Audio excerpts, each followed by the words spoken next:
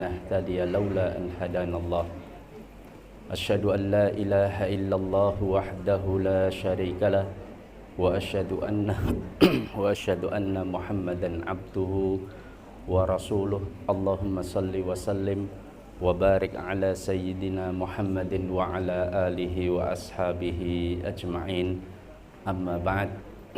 Para ummahat yang saya muliakan, alhamdulillah pada kesempatan pagi hari ini Allah tabaraka wa ta'ala mempertemukan kita di tempat ini yang saya serasa jadi pengantin. Betul ya Ibu ya? Tapi alhamdulillah tidak mengapa. Saya pikir tadi ada pengantinan. Alhamdulillah pada kesempatan pagi hari ini kita akan lanjutkan materi kita setelah lama kita tidak berjumpa selama 1 bulan. Sama ya?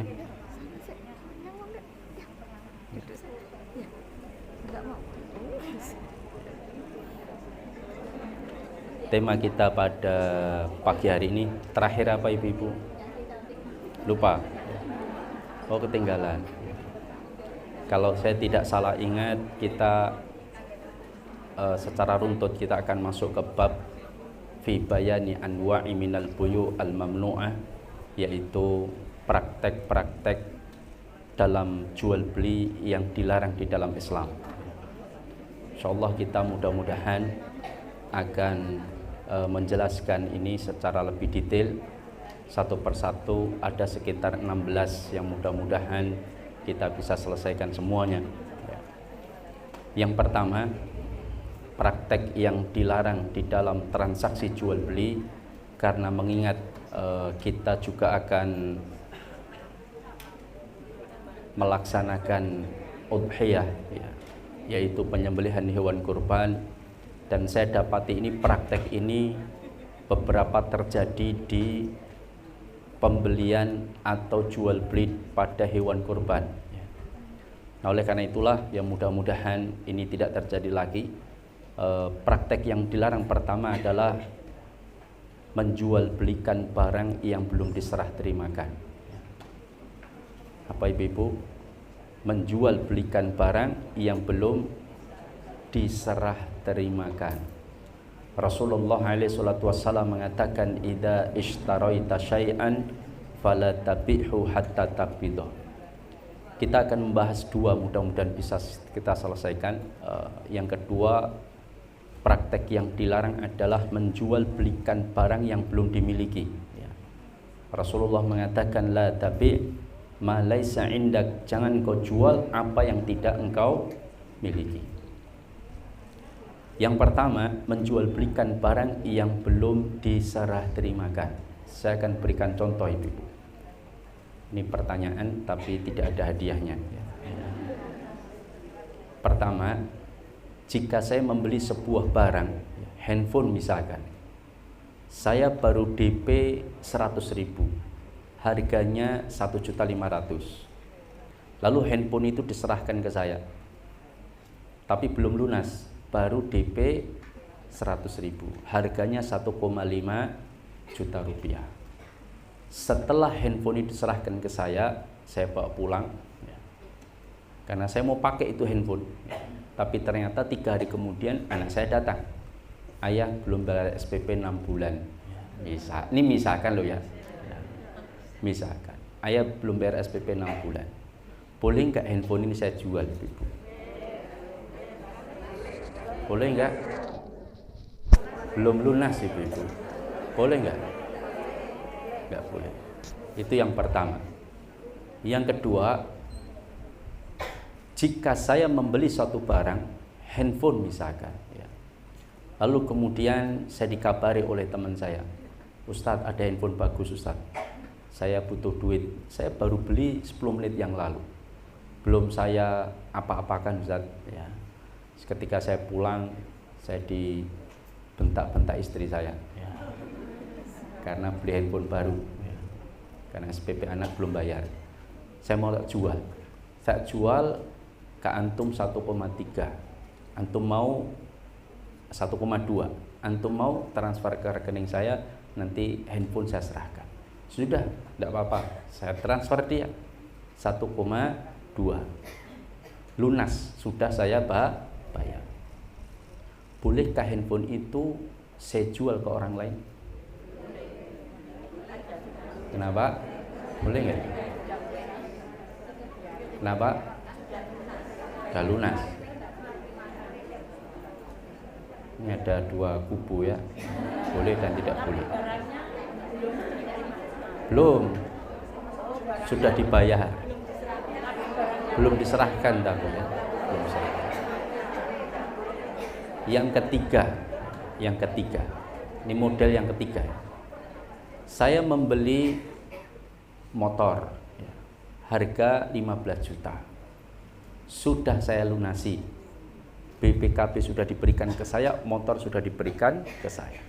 Lalu saya mampir ke toko Matahari, lalu kemudian saya beli handphone harga 6 juta, tapi nyicil selama 12 kali, setiap bulan 500.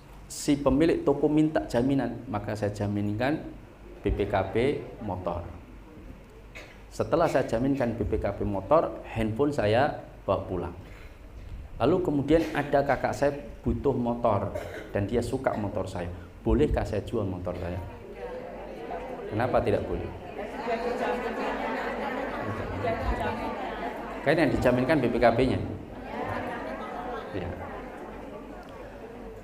Pada kasus yang pertama, yaitu membeli dengan cara tidak tunai, baru di DP ya 100.000, harga 1,5, lalu kemudian handphone diserahkan, bolehkah saya jual? Boleh. Paham ya? Kenapa boleh? Karena sudah diserah terimakan. Memang di sini ada penjelasan yang lebih dari para ulama tentang model tawaruk. Apa itu tawaruk, Ibu? Yang bisa jawab dapat kembang. Apa tawaruk? Apa tawaruk? Tawaruk itu membeli barang dengan cara tidak tunai, membeli barang dengan cara tidak tunai dan menjualnya kembali dengan harga yang lebih rendah. Membeli barang dengan cara tidak tunai dan menjualnya kembali dengan harga yang lebih rendah, hanya tujuannya untuk mendapatkan uang. Yang tujuannya hanya untuk mendapatkan uang. Saya misalkan butuh duit 5 juta, lalu kemudian saya nggak punya duit, tapi gimana caranya saya bisa punya duit? Saya datang ke toko handphone, lalu kemudian saya beli handphone yang bisa dicicil. Setelah saya dapat handphone harga 6 juta, kemudian saya cicil, ninggal KTP sama buku nikah sama paspor misalkan. Misalkan kan mintanya demikian, saya tinggal tiga-tiganya. Habis itu handphone saya jual, tapi bukan di tempat saya membelinya, paham ya? Tapi saya jual ke orang lain. Misalkan saya beli 6 juta, saya jual 5,5, maka saya dapat duit cash. Tujuan saya beli handphone itu hanya untuk mendapatkan uang cash. Dan ini terjadi sangat banyak pada praktek di toko emas. Ada nggak, Ibu? Ada. Saya memberitahu penjual toko emas, saya nggak tahu di sini hadir apa enggak. Ya. Beliau memberitahu saya, Ustadz, ada seorang pedagang, dia datang ke toko saya, dia borong beberapa emas. Kemudian ternyata dia itu ngomong ke saya, nanti akan ada orang yang jual barang ini lagi ke sini. Jadi dia jual emas tersebut ke ke masyarakat yang butuh duit berapa, Bu? 3 juta, ini ada barang, silahkan jenengan beli 3,6, nanti jenengan jual ke toko sana, saya belinya di sana, itu 3.200.000, insya Allah diterima. Ya. Ini 3.200.000, saya jual 3,6. Alasannya saya kan nggak ngutangi duit, tapi saya ngutangi barang, yaitu emas. Saya jual dengan cara kredit, lalu kemudian dia jual dengan cara kontan, dapat duit dengan harga yang lebih rendah. Ini tawaruh, dan ini banyak terjadi. Lah saya hukumnya bagaimana Ustadz, kata penjual emasnya? Karena saya tahu persis praktek itu dilakukan oleh sebagian para pedagang emas yang sebetulnya mereka rentenir, paham? Sebetulnya tadinya rentenir, karena dapat fatwa haram, kemudian berubah menjadi seperti itu. Paham ya? Berubah. Pertama, dia jual emas secara tidak tunai pun sudah riba. Namanya riba an-nasi'ah. Ini tidak boleh. Kemudian, dia melakukan itu berarti membantu masyarakat untuk melakukan tawarruk. Paham ya? Tadi tawarruk, ya. Dia membutuhkan duit, membeli dengan cara kredit atau tidak tunai, lalu dia jual dengan harga yang lebih rendah secara tunai, tapi kepada orang lain. Kalau kepada penjual, misalkan ya, kepada penjual langsung, kayak di beberapa toko itu cerita kepada saya, jadi ada orang misalkan butuh duit, dia datang ke toko handphone, Mas saya beli handphone, kredit bisa nggak? Bisa. Sebetulnya saya butuh duit. Oh siap, kita beli handphone aja. Ini handphone harga 6 juta, silahkan jangan bayar 500.000 12 kali selama 1 tahun. Jangan tinggal KTP kakap dan lain sebagainya. Selesai. Nah sekarang jangan butuh duit kan? Nah handphone ini jualah kepada saya lagi dengan harga 5.500.000. Setuju? Setuju. Nah saya nggak ngutangi duit loh ya, saya ngutangi handphone. Jangan beli 6 juta, saya beli kembali 5,5. Jadi saya nggak utangi 5,5, minta 6 juta tidak, tapi saya ngutangi handphone harga 6 juta, lalu saya beli kembali harga 5,5. Lah ini disebut dengan praktek inah. Utang piutang seolah-olah jual beli. Padahal hakikatnya apa? Utang piutang yang meminta tambahan, atau bahasa kita ngakali. Dan orang yang ngakali hukum Allah sehingga kelihatan halal padahal hakikatnya tetap haram, itu dosanya kata Imam As-Sukhtiyani lebih besar daripada pelaku riba terang-terangan. Nah, maka ini tentang praktek inah. Kalau tadi tawaruk, ya, tawaruk itu niatnya cari duit cash, ya, dengan cara utang tadi yang saya sebutkan. Kalau tawaruk apakah boleh atau tidak? Para ulama khilaf, berselisih pendapat. Umar bin Abdul Aziz mengatakan haram. Siapa Umar bin Abdul Aziz? Khalifah, cucunya Umar bin Khattab. Tapi sebagian ulama yang lain mengatakan boleh dengan 2 syarat. Apa itu? Dalam keadaan betul-betul darurat. Biaya butuh rumah sakit, anaknya operasi misalkan. Yang kedua, dia sudah berusaha mencari yang tidak diperselisihkan. Entah itu utang, entah itu jual aset, ternyata nggak mampu. Jual aset nggak ada aset, utang orang lain wajahnya ada sedikit wajah-wajah ngemplang misalkan, sehingga nggak dipercaya. Maka terpaksa dia harus melakukan tawaruk. Ini sebagian ulama membolehkan, asalkan dia jual kepada orang lain. Kalau dia jual di tempat dia membelinya, maka menjadi inah dan hukumnya haram. Tetapi lebih aman keluar dari perselisihan, nggak usah melakukan tawaruk. Ya. Banyak nggak tawaruk ini dilakukan? Banyak. Lama gak jamaah dimuliakan Allah, ini tentang hal tersebut.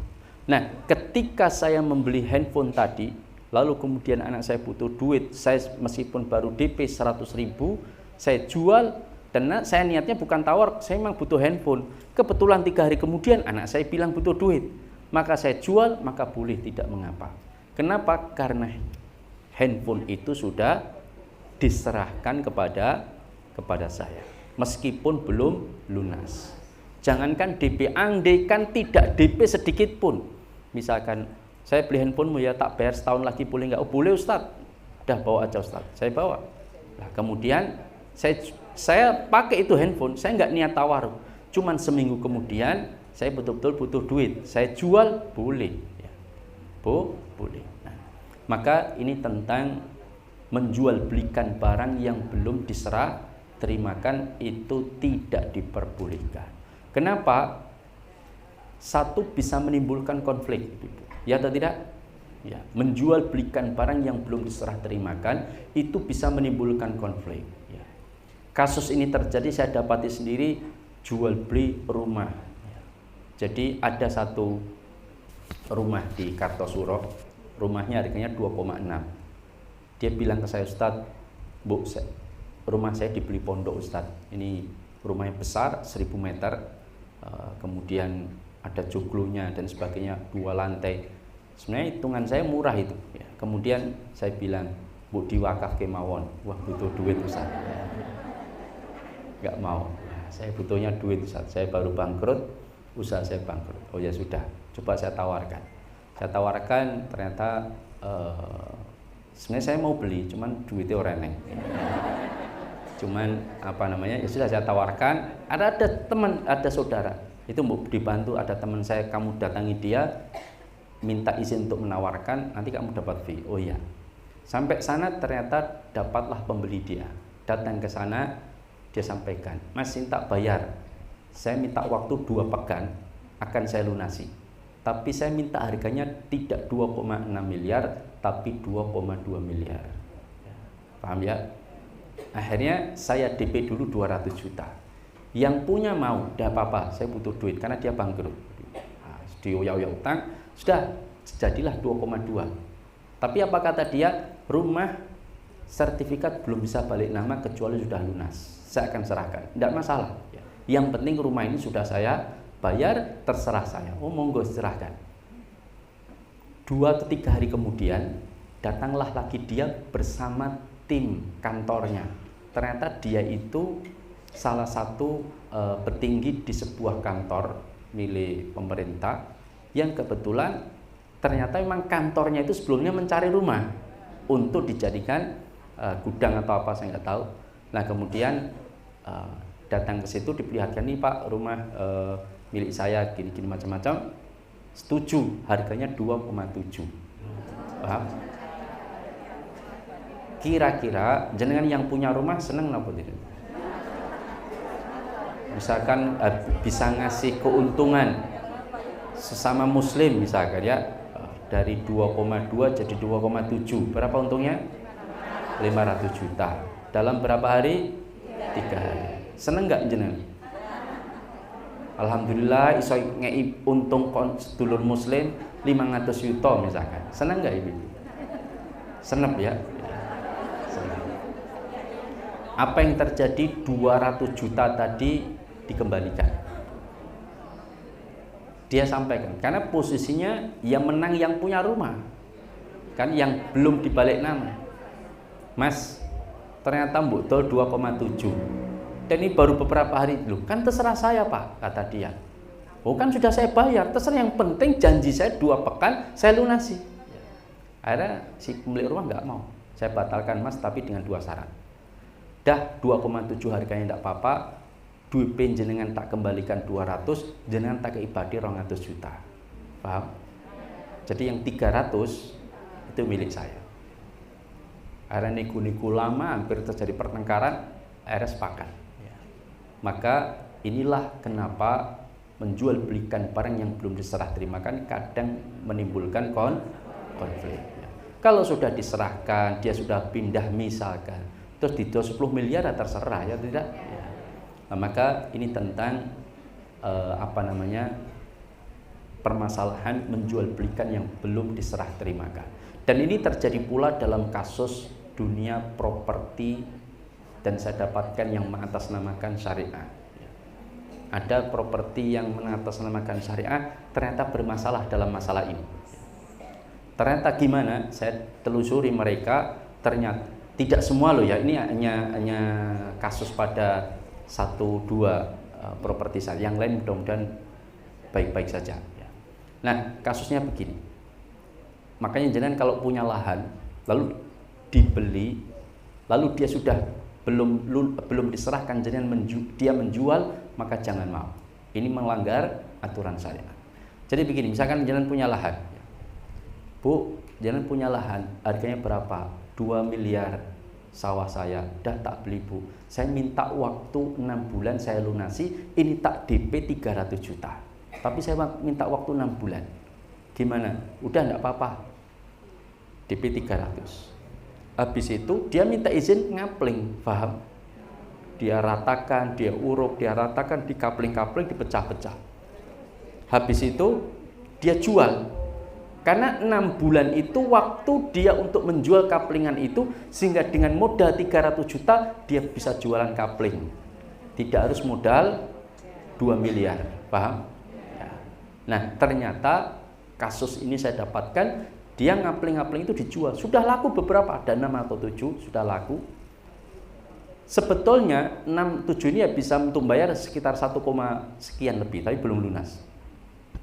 Tapi dia bayar sebagian, ditambahkan sampai tambah 400 juta, yang lain ternyata dibuka lahan yang sama dengan cara yang sama, paham?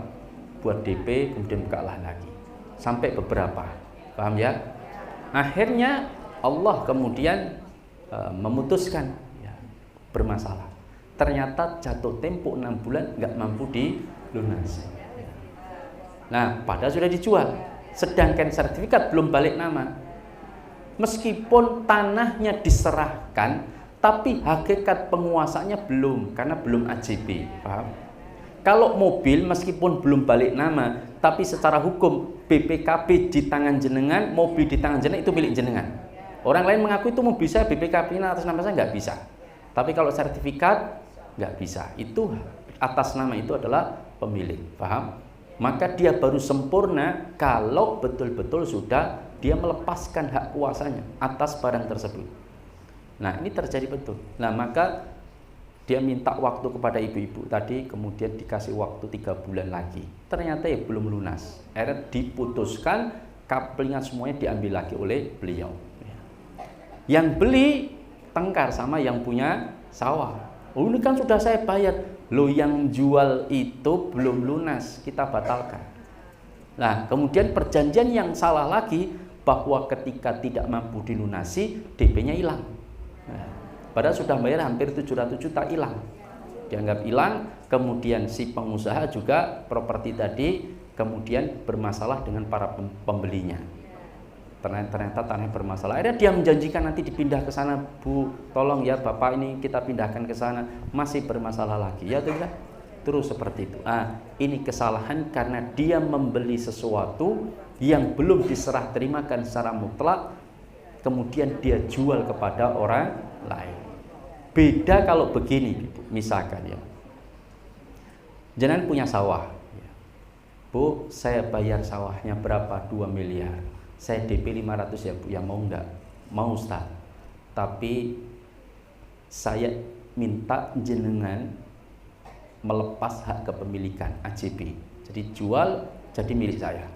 Kemudian tanah juga diserahkan ke saya. Saya tahu saya belum lunas, maka saya jaminkan rumah saya harganya 4 miliar misalkan. Ini sertifikat rumah saya, silahkan dinotariskan. Kalau saya nggak mampu bayar, maka rumah saya bisa jenengan miliki, tinggal jenengan tambah ke saya sesuai dengan harganya. Paham? Nah, setelah tanah jenengan itu saya beli sudah AJB, jenengan melepaskan, lalu sudah balik diproses ke saya, artinya jenengan sudah nggak bisa lagi menguasai tanah tersebut, tapi jenengan bisa menguasai jika saya macet, jenengan bisa menguasai rumah saya, bukan tanah itu. Maka tanah itu saya jual kapling boleh, paham? Karena ketika terjual, jenengan nggak bisa ngambil tanah sawah tadi, karena sudah melepaskan secara utuh. Sedangkan jenengan hanya punya kemampuan mengambil rumah saya, paham? Ya, untuk dijual atau jenengan beli, tinggal jenengan tambah kalau harganya kurang. Nah, itu dibolehkan. Maka intinya menjual belikan barang yang belum diserah terimakan tidak diperbolehkan. Sebagian ulama mengatakan ada yang harus dipindahkan, tetapi intinya penyerahan. Dan praktek yang terjadi dalam dagang sapi, ini saya tahu persis di kandang tempat penjualnya. Jadi ada orang datang, itu sapi yang baru saja datang, misalkan sebulan sebelum lebaran, itu dia dengan modal 10 juta. Tapi ini jangan dipraktekkan ibu-ibu ya. Jangan-jangan pulang malah tambah ilmu mempraktekkan. Nah, dia modal misalkan 10 juta, itu sapi yang ada datang, kan biasanya kalau pedagang baru datang pertama kali, itu biasanya kalau belum mendekati hari H, kan harganya masih miring, betul atau tidak? Ya. Kemudian dia beli, wes aku njikuk 10 sapi. Regane piro sekian-sekian wis gawe murah, sekian-sekian tak jikuk kabeh, tak DP ini 1 juta 1 juta. Paham? Berarti dia modal berapa? 10 juta, dapat 10 sapi. Dia beli satu sapi katakanlah 22, 23, 25. Dia beli itu sapi-sapi, selesai sapinya belum diserahkan. Paham? Ya, sapinya belum diserahkan. Kecuali kalau sapi itu sudah diserahkan, kemudian dia jual terserah meskipun belum lunas. Tapi ini belum diserahkan, dia akan serahkan kalau lunas. Paham? Nah, ketika belum diserahkan, dia hubungi takmir masjid. Aku duwe sapi 10, paham? Itu regane selawe 28 29. Dia kulaan 22 23 25. Dia jual 25 27 30 atau 29. Boleh nggak seperti ini? Tidak boleh. Karena dia membeli barang yang belum diserah. Dia menjual barang yang belum diserah terimakan.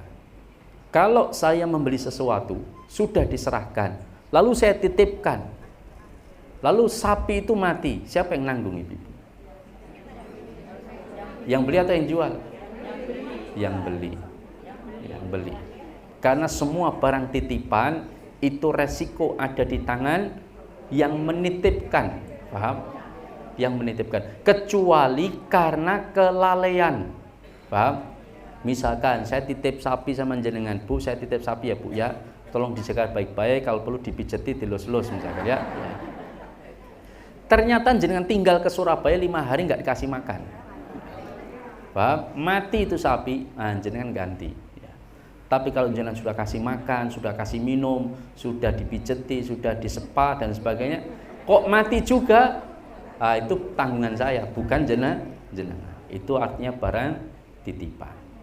Ada pertanyaan dulu sampai sini? Monggo silakan.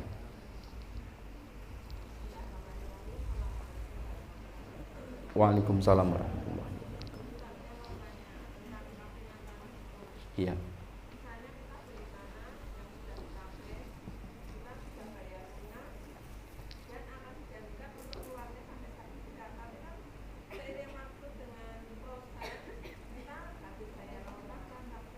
Iya.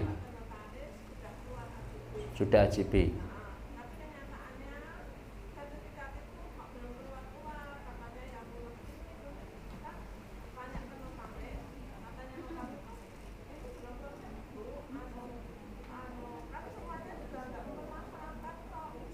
Iya.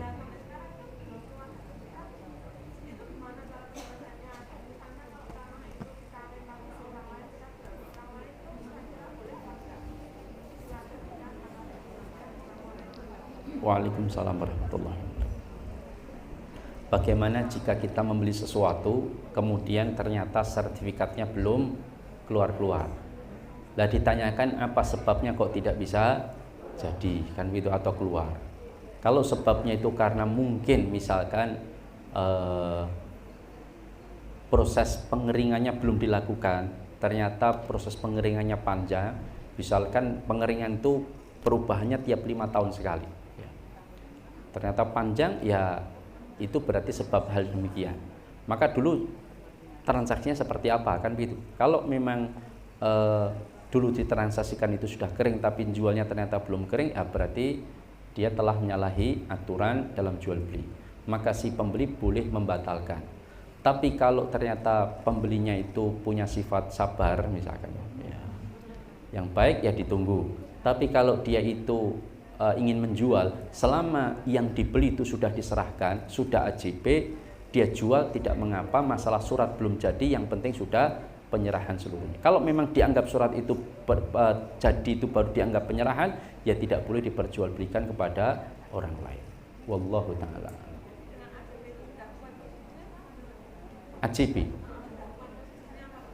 AJB itu apakah sudah kuat atau tidak? Sudah.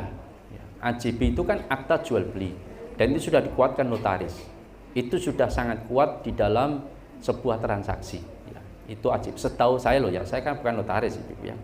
Tapi yang jelas setahu saya itu kuat. Makanya notaris itu tidak akan mungkin mau melakukan AJB kecuali syarat-syarat dalam AJB itu sudah terpenuhi. Salah satunya pembeli sudah membayar lunas. Ya. Karena misalkan Kalau ternyata sertifikat itu masih utuh, belum dipecah, itu si pemilik mau menjual itu udah nggak bisa. Karena ada orang yang sudah melakukan akta jual beli atas sebagian dari tanah tersebut. Paham ya?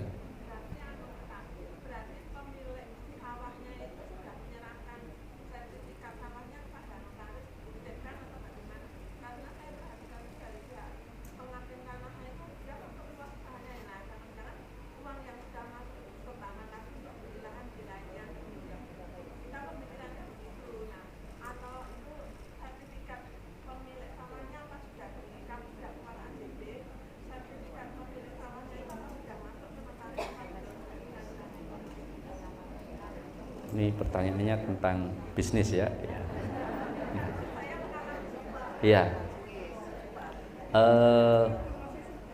Saya tidak tahu sebab kenapa kok bisa lama. Bisa jadi proses balik nama antara si pemilik sawah dengan pembeli itu belum clear. Meskipun sudah AJB, sudah mungkin loh ya sudah AJB atau apapun, atau bisa jadi ada masalah, misalkan ternyata tanah itu dibeli saat pemilik berkeluarga dan ternyata mereka sudah cerai misalkan, dan ketika sudah cerai mantan suaminya misalkan nggak mau tanda tangan, itu juga nggak akan selesai Ibu. Paham ya? Nah, itu contoh. Makanya banyak lagi. Atau tanah itu tanah warisan, ternyata ada sebagian ahli waris nggak mau tanda tangan, itu juga nggak akan selesai. Maka tergantung dari, atau ya tadi pihak nota, saya nggak tahu secara lebih detailnya, tapi yang jelas ya ditanyakan secara kenapa kok belum keluar. Lah sudah berapa bulan? 1 tahun. Oh, kalau baru 1 tahun itu memang sekarang prosesnya panjang Ibu. Ya panjang. Pecah itu bisa 8 bulan. Dan lain sebagainya. Memang sekarang prosesnya panjang. Tapi nggak tahu kedepannya ya kedepannya. Karena alasan kemarin COVID, data numpuk dan sebagainya. Soalnya saya baru juga proses pecah Ibu ya, mengurus sertifikat itu. Itu panjang memang. Ada yang lain? Monggo silakan. Waalaikumsalam warahmatullahi wabarakatuh.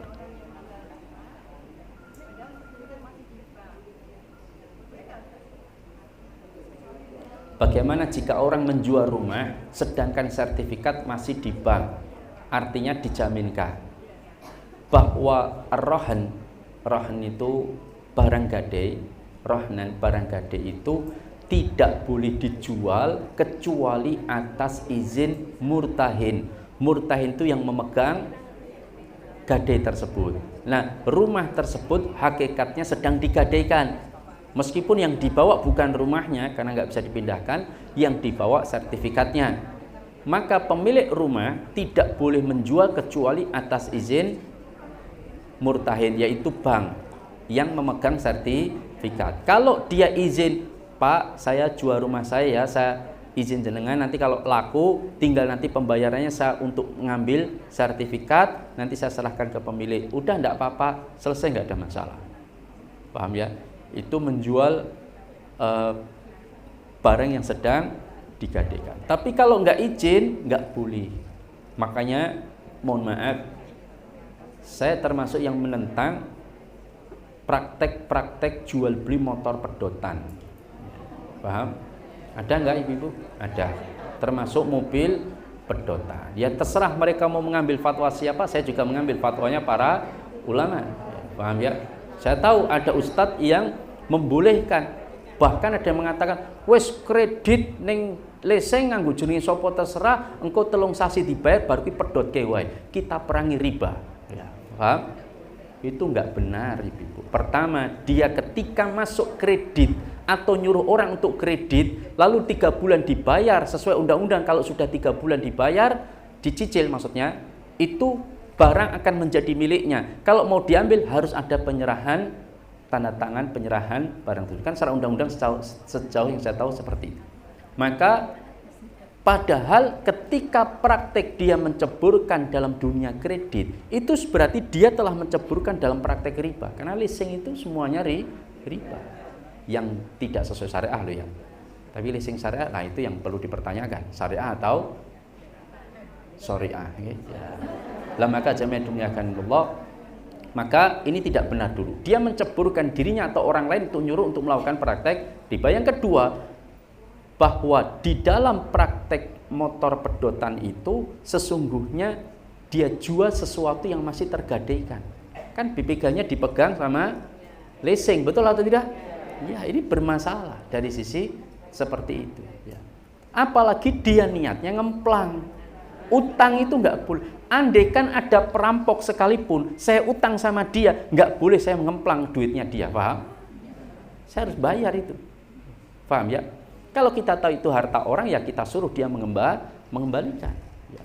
Makanya kalau memerangi riba dalam dunia leasing, seharusnya Anda datang, hilangkan ribanya, paksa mereka akad ulang, hilangkan denda ribanya, baru kemudian jaga itu keamanan dari sisi para pembeli yang bertransaksi, itu baru benar. Tapi kalau ngambil alih, wis daripada diambil debt collector, mobilmu hilang, wis tak bayar 20 juta, wis engko aman, ya kan begitu kan? Lalu dia jual ke orang lain, ini nggak benar. Ya. Ini tidak dibenarkan. Dan ini sudah dijelaskan oleh banyak para ulama secara detail, nanti ada penjelasan tersendiri. Nah, maka harus izin kepada pemilik, ya kepada murtahin yang memegang sertifikat tersebut. Kalau dia mengizinkan tidak ada masalah. Kalau yang tanah tadi yang jual udah di kafe, terus harus ada jaminan dan kita punya sertifikat ya? Iya. Perlu nggak dibernamakan uang pinjamkan aja jaminan?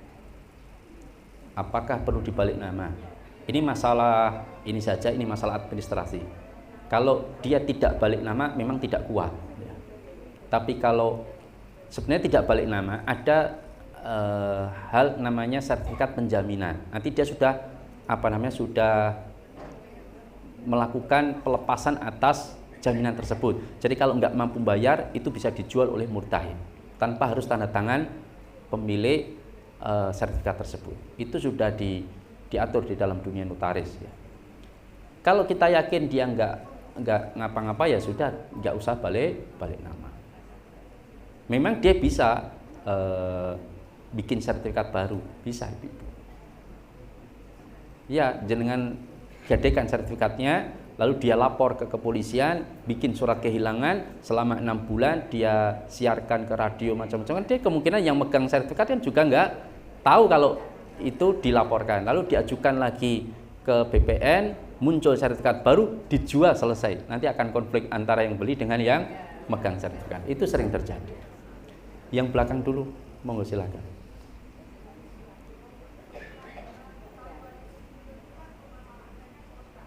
Iya.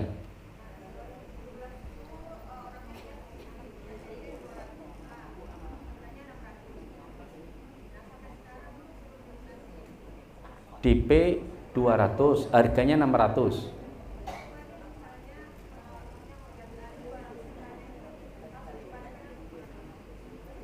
ODP-nya.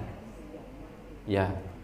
Jual beli dengan sistem Orbon, yaitu jika tidak dilanjutkan, DP-nya dianggap hilang, itu tidak boleh dalam Islam.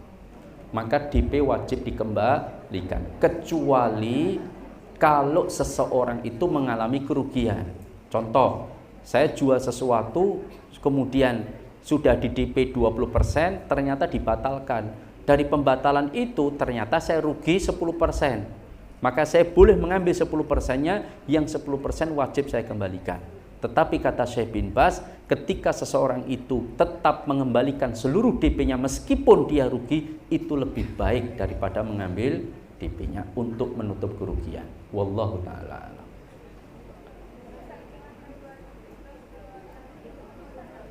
Kenapa?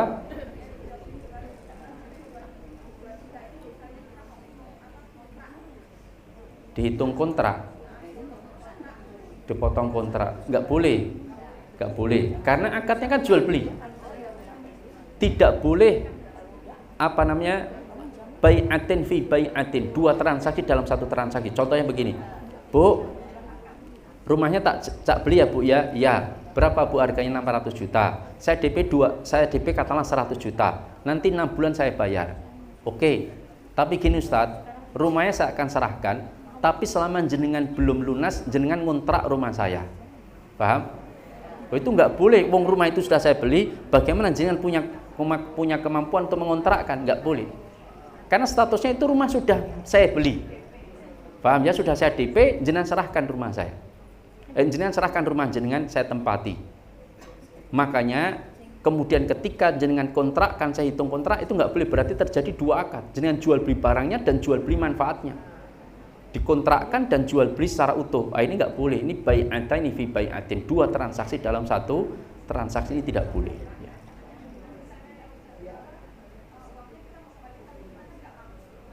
Ya semampu kita dicicil. Atau kita bilang penjual rumah ini baru saya akan kembalikan duitnya. Ya tidak masalah. Itu resiko karena dia juga DP ya. Tapi jangan ditunda-tunda. Ben tak baliknya 20 tahun kas ya, jangan ya. Demikian. Yang mana? Mau silakan.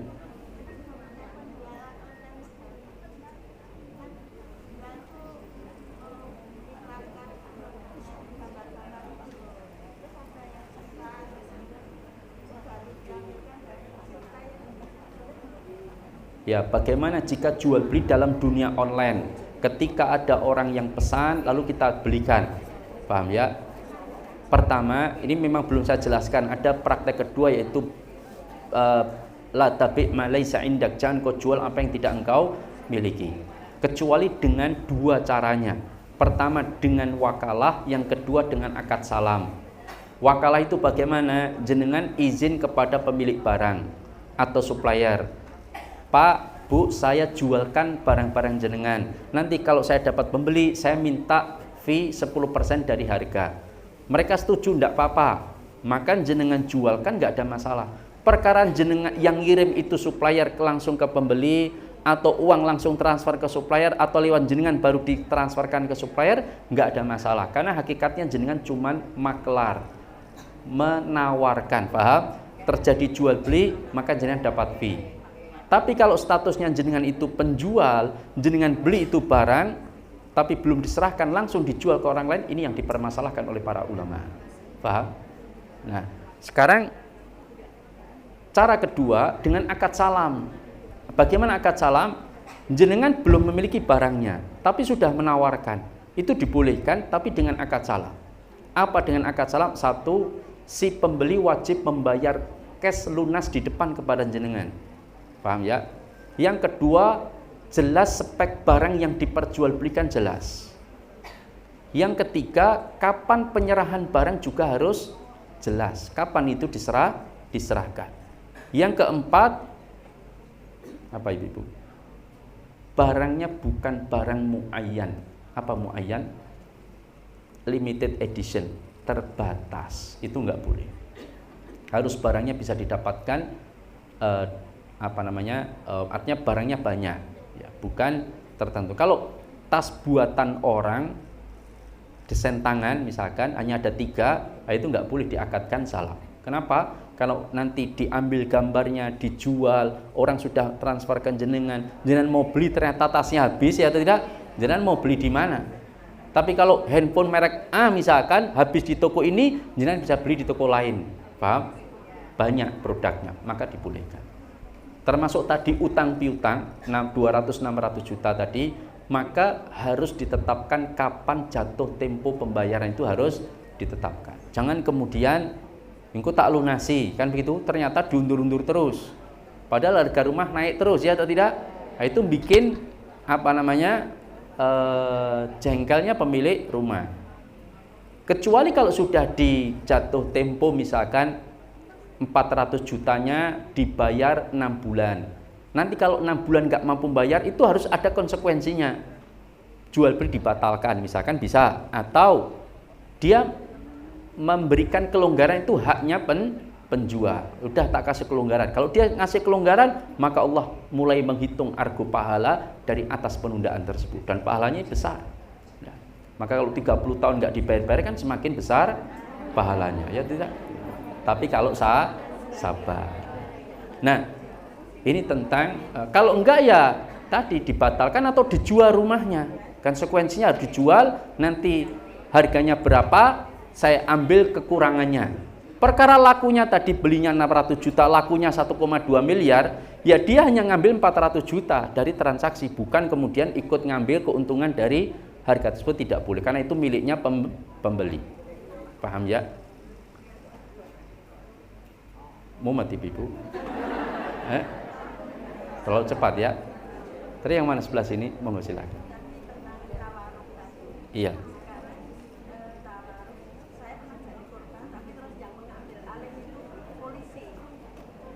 Iya. Yang beli saya itu mafia, jadi di sini namanya siapa, sana namanya siapa, terus dia jual lagi lebih murah. Ternyata dia bilang ke polisi lah, terus barang saya itu satu gudang ditahan, terus polisi ini ngancam saya.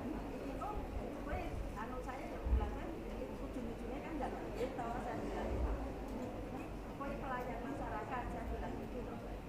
Terus pokoknya ngeyel gitu loh. Tapi kalau komandan waktu lalu saya komandan, ini saksinya siapa nih? Barangmu gitu, polisinya bilang gitu. Saksinya Pak RT, saya bilang gitu. Ya udah, datang tak kasih sama-sama. Terus komandanku celupin sisa, saya bilang gitu loh. Tapi terus polisinya itu ternyata dikuisi barang-barang yang bagus. Enggak, barang-barang itu barang apa? Punyanya mafia tadi, punyanya yang beli saya itu, tapi yang tadi ditangkap polisi. Oh, dia mafia. Mafia ternyata perempuan juga. Dia beli barang jenengan. Ya, itu ternyata Terus? dia mafia. Oh, belum masih ngambil dulu itu kan di tawarung. Wah. Ternyata dia kan itu barang bukan saya beli. Dia tahu saya bilang itu, dia datangi saya. Ini saya bilang ini pelayan masyarakat. Kalau komandan bisa keluar, ternyata dia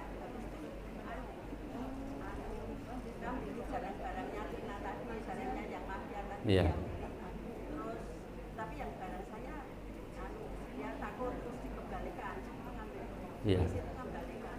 Yang jadi pertanyaan, Kok sekarang jadi kayak penjaranya kayak yang punya megang otoritas.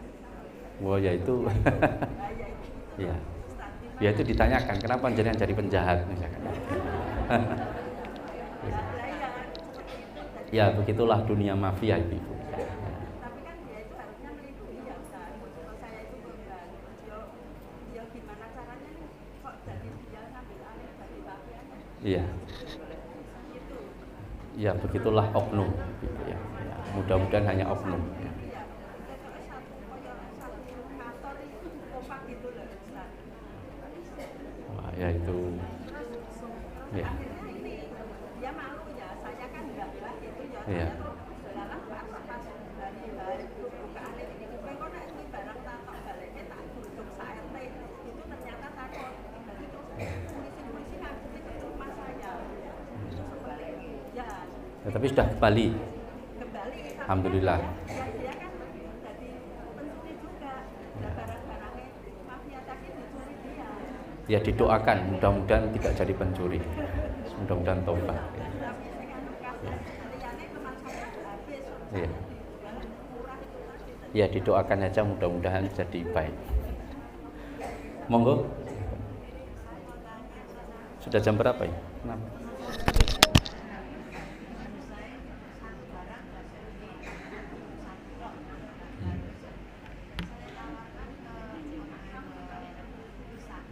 Iya.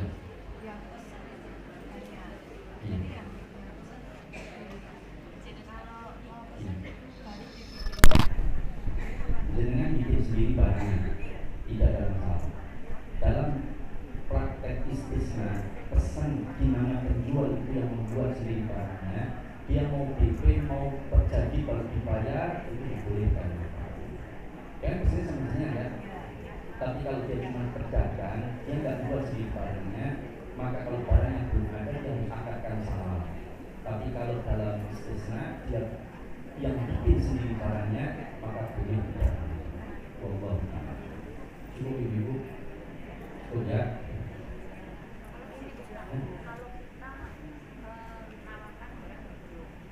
Barang dulu. Oh betul. Transfer uang dulu, setelah kita transfer baru barang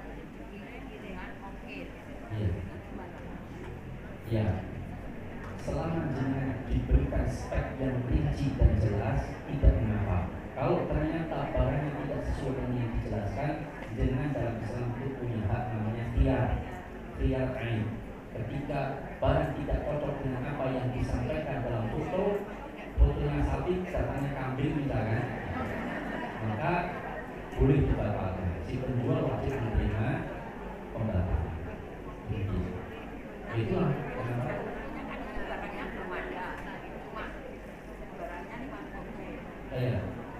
Sebenarnya ada, cuman tidak dibawa di depan jenengan. Dikasih cuma foto dan speknya kan gitu. Spek penjelasannya ini begini. Maka ulama membolehkan, meskipun sebagai ulama mazhab Syafi'i tidak membolehkan. Tetapi saya pun para ulama membolehkan, tapi diperinci jelas spek barang tersebut. Kalau ternyata tidak sesuai dengan kenyataan, dengan punya hak namanya khiyar. Tapi enggak. Spek cuma warnanya, jenis warnanya yang mau pilih, terus sama ukurannya, XL-nya itu. Iya. Tapi semuanya tidak jelas. Cuma warna sama ukuran. Iya, dijelaskan. Nanti di gambarnya sama warnanya tok, tapi ternyata kainnya kain bodi misalkan ya, jadi masalah. Artinya harus speknya dijelaskan secara lebih. Iya. Nah, demikian ibu-ibu, mudah-mudahan karena sudah waktunya habis, mudah-mudahan bermanfaat. Aku qouli hadza wa astaghfirullah li wa lakum innahu huwal ghafurur rahim. Subhanallahumma wa bihamdika asyhadu an la ilaha illa anta astaghfiruka wa atubu ilaik. Assalamualaikum warahmatullahi wabarakatuh.